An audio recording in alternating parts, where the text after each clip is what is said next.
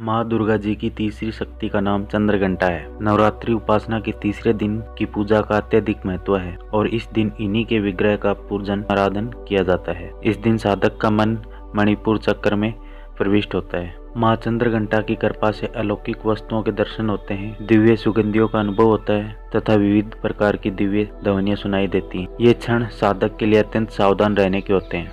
माँ का यह स्वरूप परम शांतिदायक और कल्याणकारी है। इनके मस्तक में घंटे के आकार का अर्धचंद्र है, इसी कारण से इन्हें चंद्रघंटा देवी कहा जाता है। इनके शरीर का रंग स्वर्ण के समान चमकीला है। इनके 10 हाथ हैं। इनके 10 हाथों में खड्ग आदि शस्त्र तथा बाण आदि अस्त्र विभूषित हैं। इनका वाहन सिंह है। इनकी मुद्रा युद्ध के लिए उद्यत रहने की होती है। माँ चंद्रघंटा की कृपा से साधक के समस्त पाप और बाधाएं विनष्ट हो जाती हैं। इनकी आराधना सदैव फलदायी है। माँ भक्तों के कष्ट निवारण शीघ्र ही कर लेती हैं। इनका उपासक सिंह की तरह पराक्रमी और निर्भय हो जाता है। इनके घंटे की ध्वनि सदा अपने भक्तों को प्रेत बाधा से रक्षा करती है। इनका ध्यान करते ही शरणागत की रक्षा के लिए इस घंटे की ध्वनि निनादित हो जाती है। माँ का स्वरूप अत्यंत सौम्यता एवं शांति से परिपूर्ण रहता है। इनकी आराधना से वीरता, निर्भयता के साथ ही सौम्यता एवं विनम्रता का विकास होकर मुख, नेत्र तथा संपूर्ण काया में कांति गुण की वृद्धि होती है। स्वर में दिव्य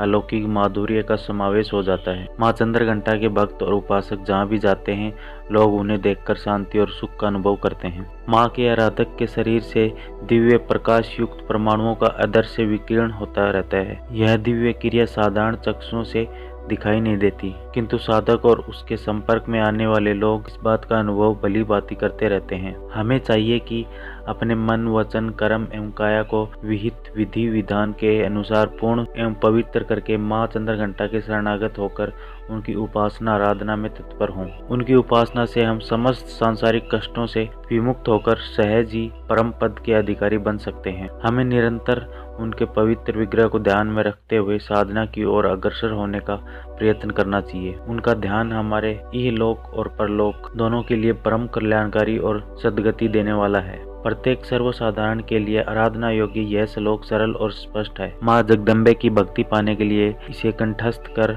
नवरात्रि के तृतीय दिन का जाप करना चाहिए।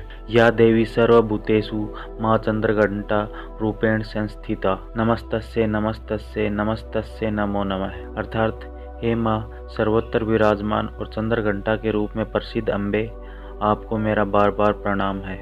या माँ आपको बारंबार प्रणाम करता हूँ। हे माँ मुझे आप पापों से मुक्ति प्रदान करें। तो दोस्तों, आपको हमारे द्वारा दी गई जानकारी कैसी लगी? अगर आपको हमारी जानकारी अच्छी लगी है तो हमें कमेंट करके अवश्य बताइए। धन्यवाद।